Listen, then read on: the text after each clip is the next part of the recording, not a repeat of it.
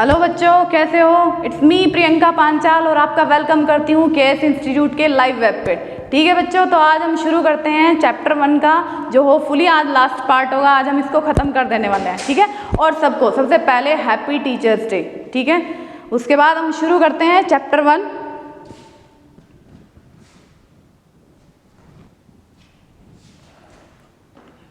चलो भाई, चैप्टर 1 शुरू करने से पहले मैं थोड़ा सा आपको रिवीजन में बता देती हूँ। हमने पहले टैक्सोनॉमी पढ़ लिया था। टैक्सोनॉमी क्या होता है? टैक्सोनॉमी एक ब्रांच होती है जिसमें आपको किसी भी एनिमल्स को स्टेप वाइज आइडेंटिफाई करना है। सबसे पहले कैरेक्टराइजेशन देखने होता है, आइडेंटिफिकेशन करना होता है, क्लासिफिकेशन करना होता है, देन उसका एक साइंटिफिक नेम या फिर नॉमेनक्लेचर करना होता है। ठीक है, साइंटिफिक नेम के बेसिस पे हम उसको रखेंगे। तो टैक्सोनॉमी के कुछ टैक्सोनॉमी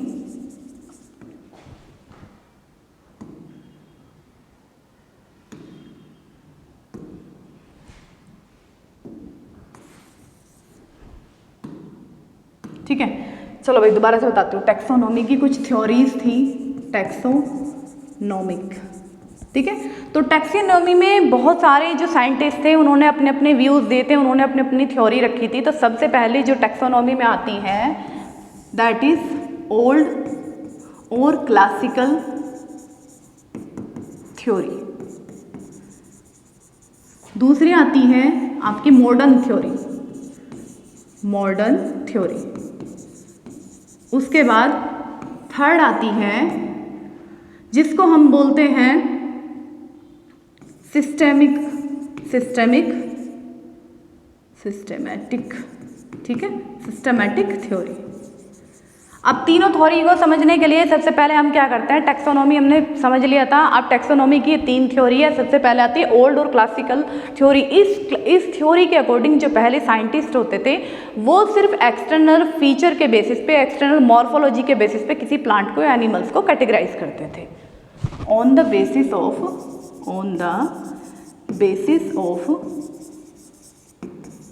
फिजिकल अपीयरेंस। सिर्फ देख के ही जो पहचान जाए स्टार्टिंग में, तो एक ऐसी थ्योरी थी जो कि बहुत बढ़िया थ्योरी नहीं मानी जाती, क्योंकि आप फिजिकली बहुत सारे से प्लांट्स होते हैं तो आप उनको कैसे डिफरेंशिएट करोगे कि ये प्लांट ये है। आप मॉर्फोलॉजी के बेसिस पे तो सारी चीज़ें नहीं डिफाइन कर सकते ना। ठीक है, उसके बाद थोड़ा सा डेवलपमेंट हुआ, थोड़ा सा इवोल्यूशन हुआ, तो कोई और साइंटिस्ट आए जिन्होंने दी मॉडर्न थ्योरी। मॉडर्न थ्योरी में एक्सटर्नल फीचर के साथ साथ इंटरनल फीचर्स प्लस CDE। अब CDE समझा देती हूँ।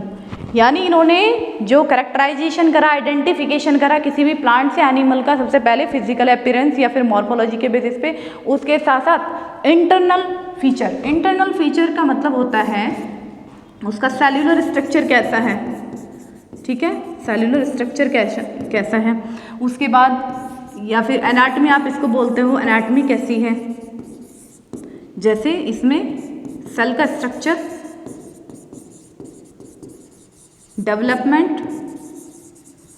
डेवलपमेंट कैसे होता है। और तीसरा आएगा हमारा E for ecological adaptation.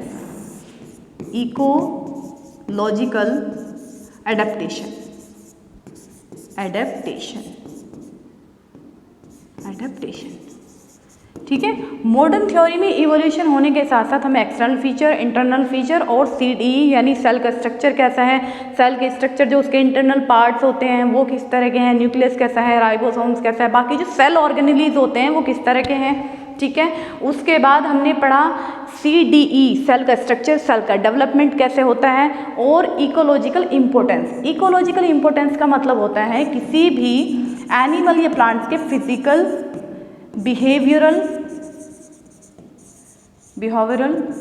Psychological, उसका जो साइकोलॉजिकल नेचर कैसा है to survive in the environment and to give या फिर टू रिप्रोड्यूस या रिप्रोडक्शन कैसे होना है।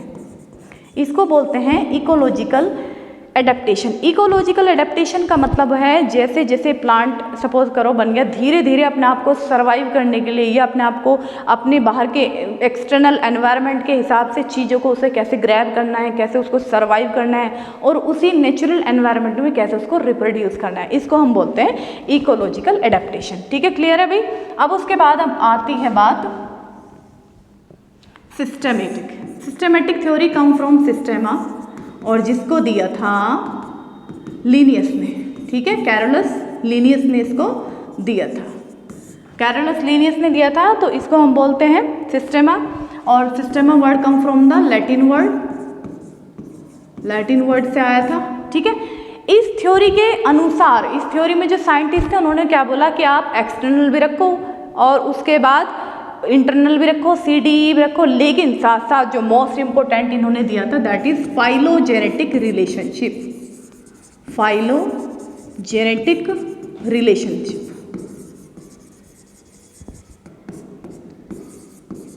फाइलोजेनेटिक रिलेशनशिप का मतलब होता है कि हमारी जो एंसेस्टर थे उससे हम किस तरह से लिंक हैं। ठीक है, हमारी जो ओरिजिन थी वो कैसे हुई है। ठीक है, तो फाइलोजेनेटिक इवोल्यूशंस के बेसिस पे इन्होंने स्टडी करी, जो सबसे इम्पोर्टेंट लिंक था जिसके बारे में हम सारी चीज़ों को जान सकते हैं कि हमारे इवोल्यूशन एक्चुअली में या ओरिजिन कैसे हुई थी।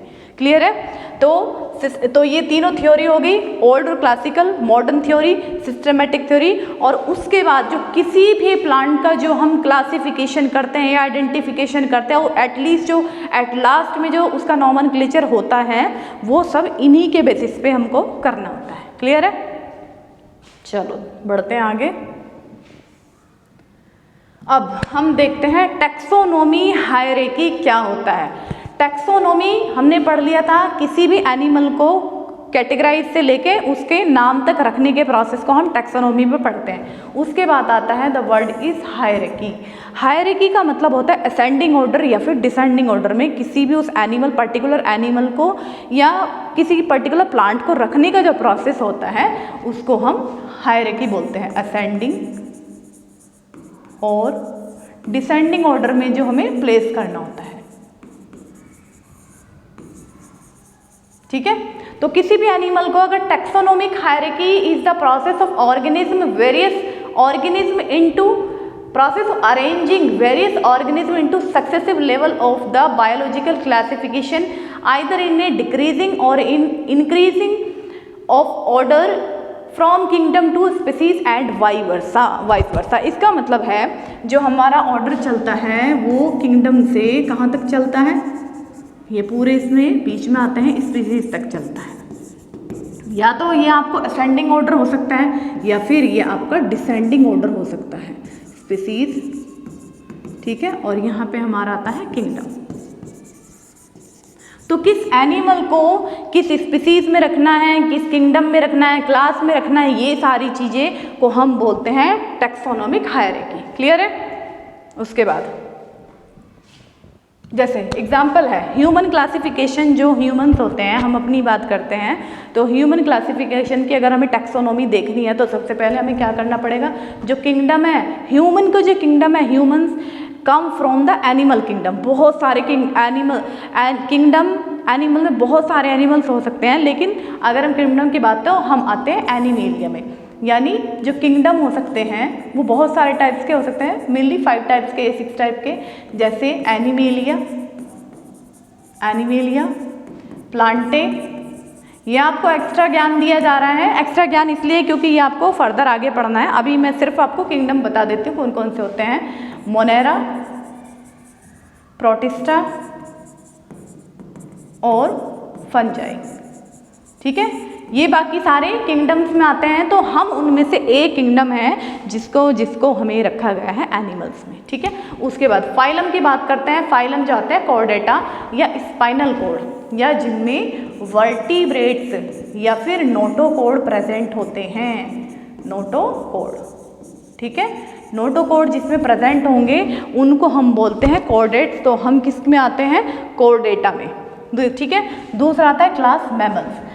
मैमल ऐसे एनिमल होते हैं जिनमें पाई जाती है मेमरी ग्लैंड्स। ठीक है, तो अगर हम बात करें मेल या फीमेल की तो मेमोरी ग्लैंड्स पाई जाती हैं। उसके बाद ऑर्डर की बात करें तो ऑर्डर में आते हैं प्राइमेट्स, हम आते हैं प्राइमेट्स में। प्राइमेट्स में हमारे साथ मंकी भी आ सकते हैं, ठीक है। तो इसमें ऐसे एनिमल आते हैं जिनमें 2 मेमोरी ग्लैंड कराते हैं, 2 मेमोरी ग्लैंड्स होती हैं and the animal the feed there babies bye their own, ठीक है, क्लियर है। उसके बाद है फैमिली होमिनिडे। होमिनिडे का मतलब आता है बाईपेडलिज्म, ऐसे एनिमल जो अपने 2 हाथों पैरों का या हाथों का इस्तेमाल करते हैं या पैरों का इस्तेमाल करते हैं फॉर द वॉकिंग, ठीक है। तो बाईपेडलिज्म होता है, ह्यूमन होता है ना भाई। उसके बाद जीनस होमो मतलब सेम, और स्पीसीज होमो सेपियंस यानी ए वाइज मैन, ठीक है। तो ये एक ह्यूमंस का पूरा क्लासिफिकेशन हो गया according to the hierarchy of taxonomy. Next page.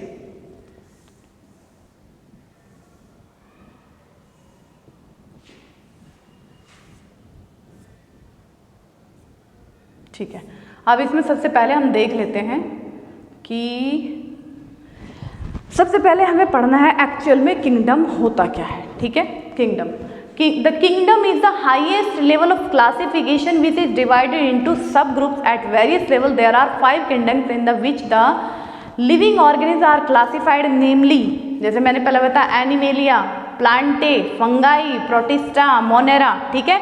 तो 5 किंगडम होते हैं जिसमें से ह्यूमन मैंने बताया कि एनिमल किंगडम में होता है। उसके अलावा प्लांटे, प्लांट्स जिसमें प्लांट्स आते हैं, फंगाई, ठीक है, जो लिविंग और नॉन लिविंग के बीच का लिंक होता है, प्रोटिस्टा, और मोनेरा जो बहुत सारे बैक्टीरिया आते हैं। तो ये सारे जो हैं हमको देखने होते हैं, ठीक है। ये सारे क्या हो गए, किंगडम हो गए। तो किंगडम क्या है, सबसे हाईएस्ट लेवल होता है क्लासिफिकेशन करने का। किंगडम का मतलब है कि भाई सपोज करो मैं हूँ और मुझे मेरे जैसा एक और कोई दिख गया, ठीक है, और डॉग दिख रहे हैं या फिर बाकी के और एनिमल्स दिख रहे हैं, तो हम सबको इसमें किस में रखना है, इनको हमें रखना है एनिमल किंगडम में। अगर मुझे प्लांट्स दिख रहे हैं तो प्लांट्स को हम किस में रखेंगे, प्लांटे किंगडम में, क्लियर है, ठीक है। उसके बाद बात करते हैं फाइलम। किंगडम के बाद जो हमको पढ़ना होता है दैट इज फाइलम। ये नेक्स्ट लेवल होता है क्लासिफिकेशन का और ज़्यादा स्पेसिफिक होता है। स्पेसिफिक का मतलब होता है कि ऐसा क्या सिमिलरिटी है कि हम सबको एनिमल में रखा गया। ये मोर स्पेसिफिक होता है कि भाई हाँ ये एनिमल ही है या फिर ये प्लांट्स ही है, ये बैक्टीरिया ही है या फिर ये प्रोटिस्टा ही है, दैट इज स्पेसिफिक, ठीक है। तो फाइलम में स्पेसिफिक होगा। और ये जो फाइलम होता है दैट आर 35 फाइला होते हैं इन किंगडम एनिमेलिया की। अगर हम सिर्फ एनिमेलिया की ही बात करें तो 35 फाइला होते हैं, ठीक है। जैसे एग्जाम्पल पोरीफेरा, कॉर्डेटा, आर्थ्रोपोडा और इसके अलावा बहुत सारे मैनी मोर 32 और होते हैं, ठीक है। तो ये सारे क्या होते हैं, फाइलम होते हैं, क्लियर है। तो किंगडम में क्या होता है, किंगडम में होता है हाईएस्ट लेवल ऑफ क्लासिफिकेशन। जो एनिमल एक जैसे सिमिलरिटी दिखाई दे रही है उनको उठा के एनिमल में रख दो। उसके बाद बात करते हैं हम फाइलम की। फाइलम जो है नेक्स्ट लेवल ऑफ क्लासिफिकेशन होता है। इसमें हमें क्या करना है, स्पेसिफिक किसी पर्टिकुलर के लिए कि भाई हाँ ये एनिमल ही है, ये प्लांट्स ही है, ठीक है, क्लियर है। उसके बाद चलते हैं, फाइलम के बाद हमको पढ़ना होता है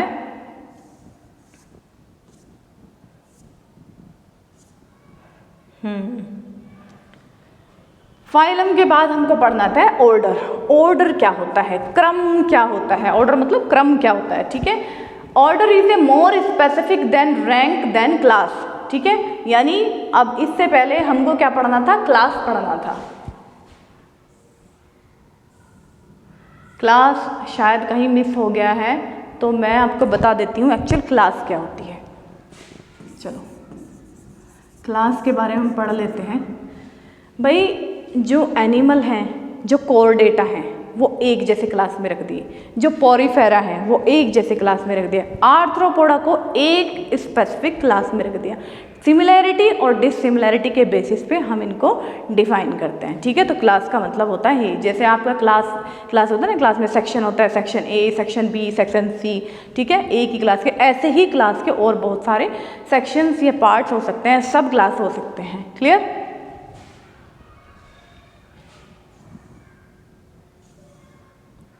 तो ये मोर स्पेसिफिक होती हैं as comparative to order. Order क्या होता है? Order is more specific rank than class, यानी क्लास से और ज़्यादा स्पेसिफिक हो सकते हैं और किस क्रम में हमें रखना होता है। द ऑर्डर कॉन्स्टिट्यूट वन और more than one similar families that are around 26 order in class mammalians such as primate and carnivora। Order जो है वो उसकी रैंक जो है और स्पेसिफिक हो जाती है as compare to class. Class में इसमें हमें क्या करना होता है? ऑर्डर क्या होता है? एक या उससे ज़्यादा जो सिमिलर फैमिली हैं, सपोज करो कैट की और लेपर्ड की, जैसे बात करूँ मैं फैमिली की बात करूँ, जैसे पैंथेरा टिग्रिस, ठीक है, पैंथेरा लियो, ठीक है, ये सारे जो पैंथेरा हैं ये सारे हम इनको एक फैमिली में रखेंगे, ठीक है, एक फैमिली में रखेंगे। अगर हम बात करें जैसे सोलेनम हो गया, आलू हो गया, पोटैटो हो गया, सोलेनम को हम धतूरा, ठीक है, इन सबको साथ में रखेंगे। तो यानी और स्पेसिफिक होती जा रही हैं चीज़ें, जो क्रम है वो धीरे धीरे और अच्छे से क्लियर हमें समझ में आने लग रहा है, ठीक है। उसके बाद हम बात करते हैं प्राइमेट्स में मैन ह्यूमंस बीइंग आ जाते हैं, ठीक है। उसके बाद बात करते हैं फैमिली क्या होता है? This category of taxonomic hierarchy include various genera that share a few similarities. On example, the families in the order Carnivora include Canidae, Felidae and Yersidae। अब इसका मतलब है, फैमिली का मतलब होता है कि सिर्फ पर्टिकुलर वही प्रजाति, वही जो ग्रुप ऑफ एनिमल है वो हमको उसी फैमिली में रखना है, ठीक है। जैसे कैनिडिए के जितने भी एनिमल्स होंगे वो हमको एक स्पेसिफिक फैमिली में रखने होते हैं। उसके बाद फैलिडिए के हमको स्पेसिफिक फैमिली में रखने होंगे, ठीक है। तो भाई जैसे हमारी होते हैं, अगर हम अपनी फैमिली की बात करें तो बहुत सारे मेंबर सपोज करो एक फैमिली में रख दिए, दूसरी फैमिली में रख दिए, तीसरी, तो हर किसी की एक फिर इंडिविजुअल फैमिली हो जाती है, ठीक है। जैसे लिलिएसी का रख दिया, कुकुरबिटेसी की फैमिली रख दी, ठीक है, सोलेनेसी की फैमिली रख दी, ये सारे फैमिली में आते हैं। उसके बाद जीनस, सब कुछ कैरेक्टराइजेशन हो गया, आइडेंटिफिकेशन हो गया, क्लासिफिकेशन हो गया यहाँ तक। उसके बाद हम करते हैं नोमेनक्लेचर की। नोमेनक्लेचर में हमने पढ़ा था किसी भी जो भी आपका आइडेंटिफिकेशन, सपोज करो एनिमल है या प्लांट है या कुछ भी है वो, ठीक है, तो अब आपको उसको पहचान गए, अब आपको रखना है उसका बढ़िया सा नाम, ठीक है। तो वो बायोलॉजिकल नेम जो है कोई भी जिसके अकॉर्डिंग हमें रखना है वो होती है बायोनोमियल नोमेनक्लेचर।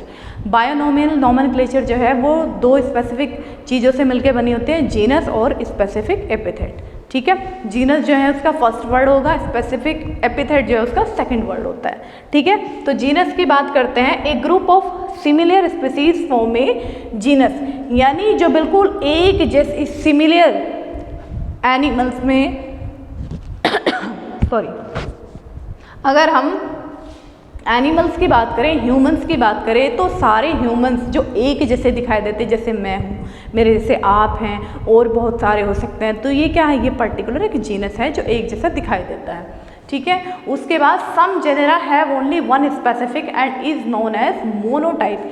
कुछ जेनेरा ऐसे होते हैं, कुछ इस तरह के एनिमल्स होते हैं जो एक जैसे दिखाई देते हैं, जिसको हम बोलते हैं, जिनकी एक ही स्पेसीज होती है, जिसकी एक ही प्रजाति होती है, उसको हम बोलते हैं मोनोटिपिक, ठीक है। अगर उसकी एक से ज़्यादा या बहुत सारी वो वेराइटीज़ में हो सकता है, उसको हम बोलते हैं पॉलीटिपिक, ठीक है। जैसे एग्जाम्पल है lion and tiger are placed under the genus Panthera. तो जो जीनस है लायन और टाइगर का, उसको हम एक जीनस में रखेंगे, जैसे पैंथेरा, क्लियर है। दोनों टाइगर और लायन किस जीनस में आएंगे? किसी एक विशेष या स्पेसिफिक जीनस है, दोनों का एक ही है, जिसको हम मानते हैं पैंथेरा, क्लियर। अब आ जाती है स्पीसीज जो प्रजाति होती है, ये सबसे जो स्पीसीज होता है, it is the lowest level of taxonomic hierarchy, ठीक है। There are about 8.7 million different species on earth. हमारा जो अर्थ है उस पर 8.7 मिलियन स्पीसीज हो जाती हैं, जो एक दूसरे से सारी बहुत बहुत अलग है, डिफरेंट होती हैं। It refer to a group of organism that are similar in shape, form, reproductive feature, species can be further divided into sub species. जितने भी ऑर्गेनिज्म हैं, ठीक है, जो सेकंड वर्ड है, जो स्पेसिफिक एपिथेट होता है, इसमें क्या होता है, जो ग्रुप ऑफ ऑर्गेनिज्म है, ग्रुप ऑफ ऑर्गेनिज्म सपोज करो ह्यूमंस का ग्रुप है, तो ह्यूमंस का जो ग्रुप होगा, जो ह्यूमंस होंगे जो हमने एक ग्रुप में बना दिए हैं, सपोज करो एक 10 का ग्रुप बनाया, एक 5 का ग्रुप बनाया, तो वो सारे जो ग्रुप हैं वो एक दूसरे से देखने में बिल्कुल सिमिलर होंगे, ठीक है, एक जैसा शेप होगा, रिप्रोडक्टिव फीचर्स होंगे, और ये जो स्पीसीज है इसको हम फर्दर सब स्पीसीज में भी कैटेगराइज कर सकते हैं। क्लियर है?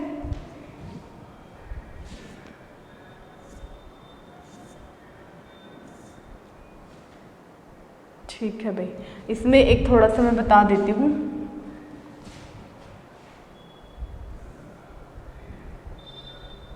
देखो, जैसे कि टैक्सोनोमिक हायरार्की होती है, टैक्सोनोमिक हायरार्की, टैक्सोनोमी हायरार्की, इस हायरार्की में क्या होता है, अगर हम किंगडम से किसकी तरफ चलते हैं, स्पीसीज की तरफ, तो जो सिमिलैरिटीज होती हैं वो सिमिलैरिटीज जो हैं वो डिक्रीज होती चली जाती हैं। सिमिलैरिटीज डिक्रीज होती चली जाती हैं। सिमिलैरिटी डिक्रीज कैसे हो जाती है, सपोज करो एनिमल्स था, हमको एनिमल किंगडम में रखा गया है, लेकिन हमको फिर बाद में एक स्पेसिफिक कैटेगरी में डाल दिया गया है जिसको हम स्पीसीज बोलेंगे, तो यहाँ तक आते आते जो सिमिलैरिटी होंगी वो धीरे धीरे घटती चली जाएंगी। अगर हम बात करें डिससिमिलैरिटी की, तो यही क्रम सेम जो है वो इंक्रीज होगा, या जो डिससिमिलैरिटी होंगी वो इंक्रीज होगी। डिससिमिलैरिटीज, जैसे ही हम स्पेसिफिक टू अपवर्ड जाएंगे किंगडम की तरफ, तो ऐसे ही डिससिमिलैरिटी ऑफ एनिमल्स आती चली जाएंगे। क्लियर है? उसके बाद हम बात करते हैं, ये आपके जो अभी मैं पढ़ा रही हूँ टैक्सोनोमिक में जो है, ये अभी फ़िलहाल 2023 के बाद में आपके सिलेबस में नहीं है, लेकिन प्रीवियस था, तो इसको मैं थोड़ा सा बता देती हूँ कि एक्चुअल में होता क्या है।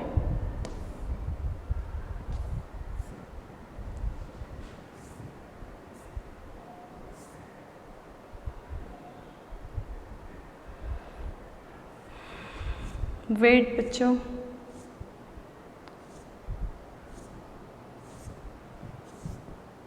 हाँ देखो बढ़िया सा डायग्राम, टैक्सोनोमिक एड्स, यानी टैक्सोनोमी को हेल्प कौन कौन से ऐसे फैक्टर होते हैं जो आपको हेल्प कर सकते हैं टैक्सोनोमी में, ठीक है। तो टैक्सोनोमी में ये बढ़िया सा टैक्सोनोमिक एड्स हैं, जिसमें आपको जो हेल्प करने वाले कौन कौन हो सकते हैं, बोटेनिकल गार्डन, बोटेनिकल गार्डन में आपके बहुत सारे हर्ब्स, बहुत सारे ऐसे प्लांट्स पाएंगे जहाँ पे आपने बहुत देखा भी, उनमें साइंटिफिक नेम के साथ उनके ऑथर के नेम, डिस्कवरी ईयर, सब कुछ मिलेगा, उस पूरा एक जो है उसमें फॉर्मेट बना के अच्छे से उस प्लांट पे लगाया जाता है। क्लियर है? उसके बाद मैनुअल होता है, मैनुअल जो आप मैनुअली काम करते हैं, ठीक है। फ्लोरा होता है, कीज होता है, जूलॉजिकल पार्क, म्यूजियम, मोनोग्राफ और हर्बेरियम। अब हम इसको इंडिविजुअल सबको एक बार देख लेते हैं एक्चुअल में होता क्या है, ठीक है। तो taxonomic aids are the collection of sample और preserved organism which help in extensive research for the identification of various taxonomic hierarchy.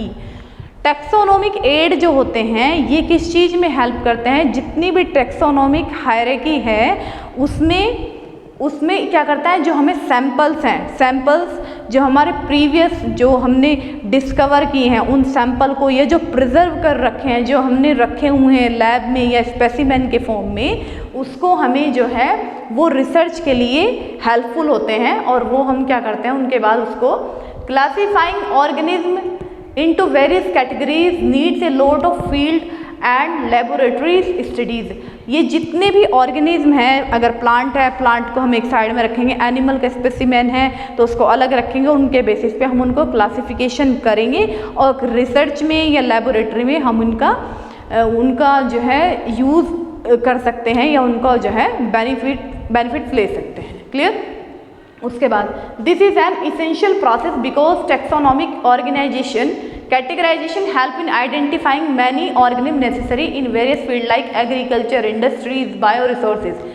जितने भी टैक्सोनॉमिक एड्स होते हैं ये धीरे धीरे रिसर्च का एक पार्ट बन जाते हैं। अगर हमें किसी भी एनिमल का जो न्यू डिस्कवर हुआ है तो हम उस जो प्रीवियस हमारे पास स्पेसिमेन रखे गए हैं या उनके बेसिस पे हम जो है उनको आइडेंटिफाई कर सकते हैं बहुत सारे ऑर्गेनिज्म। और इसका यूज़ हम कहाँ के कर सकते हैं, खेती में कर सकते हैं, बहुत सारे इंडस्ट्री में कर सकते हैं। Bio resources that field related to the living organism like animals, plants, ठीक है, एंड मैनी मोर्स, ठीक है। उसके बाद जो टैक्सोनॉमिक एड्स होते हैं वो मेन सोर्स होते हैं help us in studying the relative level of a group of organism, their taxonomic hierarchy and the taxonomic rank. Taxonomic rank का मतलब होता है जो ऑर्डर हमने फॉलो करा किंगडम टू स्पीसीज, और हायरार्की जो हमने असेंडिंग ऑर्डर, डिसेंडिंग ऑर्डर सब करा है, इसमें टैक्सोनॉमिक एड का बहुत बड़ा रोल होता है। ये एक वाइटल लिंक हो सकता है। क्लियर। उसके बाद taxonomic aids are required for, इसकी ज़रूरत क्यों होती है, टैक्सोनॉमिक एड्स की ज़रूरत क्यों होती है।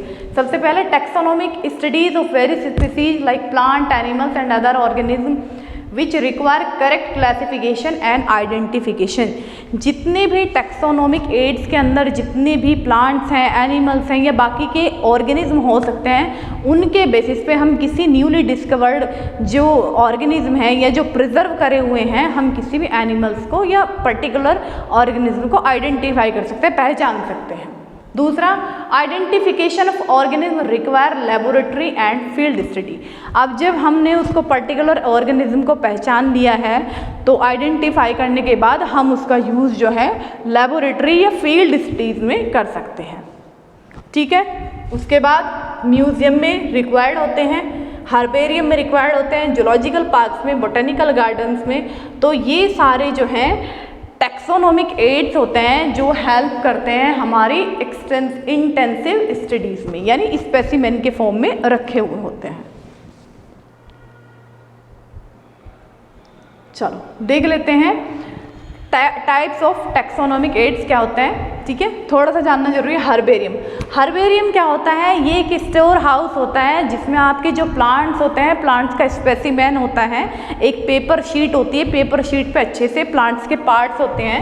देखो जैसे सपोज करो ये कोई प्लांट्स हैं, ठीक है,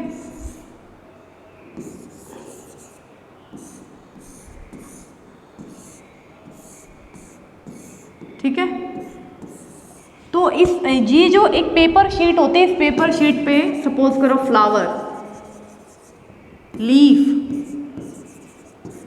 रूट्स, तो इसमें सभी का जो नाम है वो अच्छे से लिखा होता है, सब पार्ट्स का, और अच्छे से इसको प्रेस करके उस पर रखा जाता है शीट पे।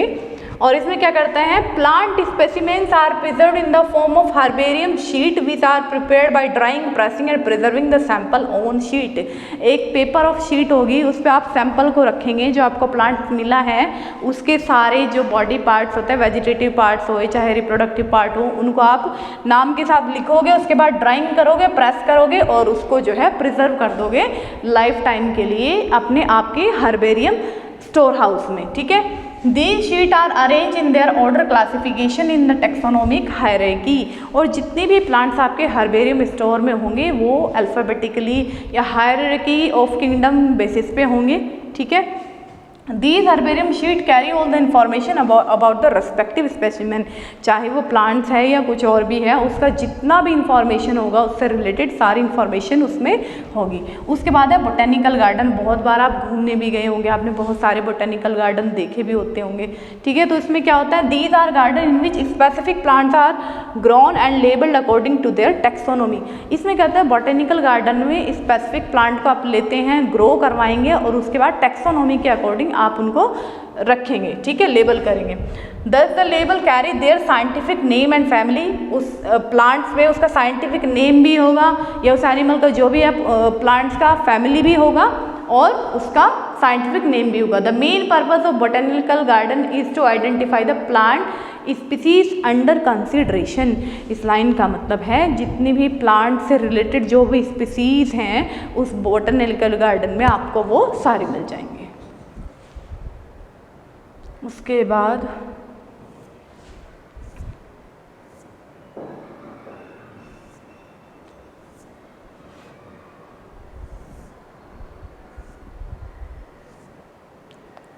उसके बाद होता है म्यूजियम। ठीक है, म्यूजियम में क्या होता है? Biological museum are found in school and colleges like the biology laboratory that we find in our school. बहुत सारे स्कूल ऐसे होते हैं जहाँ पे म्यूजियम होता है। हमारे स्कूल में तो था नहीं भाई, तो इसलिए तो हम क्या कहते हैं, हम आउटसाइड म्यूजियम देखने जाते हैं। ठीक है, म्यूजियम में बहुत सारी ऐसी बायोलॉजिकल लिविंग ऑर्गेनिज्म के स्पेसिमेन रखे होते हैं। ठीक है, कॉलेज में हो सकते हैं, स्कूल्स में हो सकते हैं। इन म्यूजियम में क्या होता है, प्लांट और एनिमल के स्पेसिमेंस को जो है प्रिजर्व करके रखा जाता है। किसमें? Jar and container with the help of appropriate preservatives. Preservatives क्या होते हैं? प्रिजर्वेटिव ऐसे केमिकल सब्सटेंसेस होते हैं जो इनके लाइफ स्पैन को बढ़ा देते हैं और उनको डैमेज नहीं होने देते। ठीक है, प्रिजर्वेटिव प्रिजर्व स्टोर करके हम उनको रखेंगे। They may also be dried और प्रिजर्व। वो कैसे होंगे? सूखे हुए होंगे और प्रिजर्व होंगे। Birds and larger animals are usually stuffed before preserving and insects are killed and pinned in the boxes. जितने भी बर्ड्स और लार्जर एनिमल्स होंगे या जो यूजुअली लार्जर एनिमल्स होते हैं उनको प्रिजर्व करेंगे और जो इंसेक्ट्स होंगे उनको किल करेंगे और पिन करेंगे इन द बॉक्सेस। क्लियर? उसके बाद we sometimes find skeleton of various animal too. आपने बहुत सारे म्यूजियम में ऐसे बहुत सारे एनिमल्स देखे होंगे, बड़े बड़े ग्लास के जो हैं बॉक्सेस होते हैं, उसमें आपने एनिमल्स को देखा होगा। ठीक है, जूलॉजिकल पार्क। जूलॉजिकल पार्क जू यानी एनिमल के पार्क, जहाँ पे आप जू में भी जाते हो। ठीक है, वो क्या होते हैं? जूलॉजिकल पार्क होते हैं। These are places where animals and birds are kept in protected boundaries. Protected boundaries क्योंकि बहुत सारे जूलॉजिकल पार्क में जो है हम घूमने जाते हैं तो उनसे प्रोटेक्शन के लिए एक बाउंड्रीज बना दी जाती हैं। जाल तुमने देखा होगा। ठीक है, An attempt is made to provide them with a habitat closest to their natural habitat. इसका मतलब है हम वहाँ पे उस जूलॉजिकल पार्क में उनको एक ऐसा फेवरेबल उनके लायक जहाँ पे हरी भरी घास फूस हो, जंगल हो, एक ऐसा हैबिटेट नेचुरल एनवायरनमेंट देने की कोशिश करते हैं। Thus we get a chance to learn about their natural habit and behaviour. Zoological park are open for human visits. इसका मतलब है जितने भी जैसे हम जूलॉजिकल पार्क्स में एनिमल्स को रखते हैं तो उससे हमें उनका नेचुरल हैबिट कैसे है, बिहेवियर क्या है, कैसे रहते हैं, क्या करते हैं। ठीक है, तो सारा एक अंदाज़ा हमें एनिमल्स के बारे में हो जाता है और वो ह्यूमन विजिट्स के लिए जूलॉजिकल पार्क्स जो हैं वो ओपन होते हैं। क्लियर? की क्या होते हैं? की चाबी क्या होती है? वो वाली चाबी नहीं, ये अलग से की है। ठीक है, तो की this is taxonomical aid where plants and animals are recognised on the basis of contrasting characteristic known as keys. यानी की क्या होती है? जिसमें हम प्लांट्स और एनिमल्स को उनके कैरेक्टराइजेशन के हिसाब से, उनकी क्वालिटीज़ के हिसाब से, उनके बिहेवियर के हिसाब से उनको रखा जाता है, रिकॉग्नाइज करा जाता है। जो कॉन्ट्रास्टिंग की होती हैं उनको हम पेयर में रखते हैं। ठीक है, जोड़े में रखते हैं। और जो लीडिंग होती हैं, जो उनमें से लीड करता है, जो डोमिनेंट होता है, बिल्कुल सेम वैसे ही जैसे एक जीन के दो अलील होते हैं। ठीक है, कॉन्ट्रास्टिंग पेयर होते हैं, उनमें से एक डोमिनेंट होगा, एक रिसेसिव होगा। ऐसे ही सेम एक का एक्सेप्टेंस होगा और दूसरे का रिजेक्शन हो जाएगा। क्लियर है? तो की समझ में आ गया क्या होता है? बाकी ये इस बार के एनसीईआरटी में नहीं है, लेकिन एक्स्ट्रा ज्ञान के लिए मैंने तुमको बता दिया है। थोड़े से क्वेश्चंस हैं वो हम देख लेते हैं।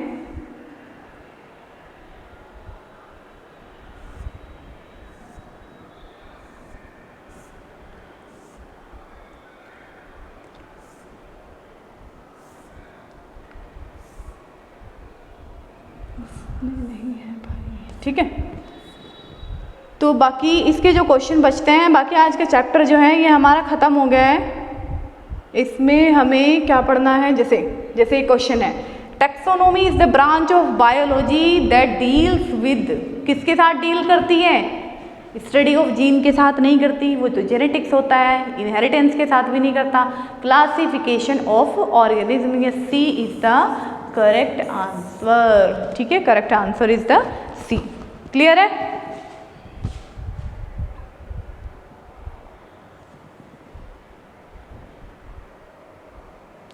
ठीक है भाई, आज के लिए बहुत है इतना। अच्छे से समझ में आ गया होगा आप सबको।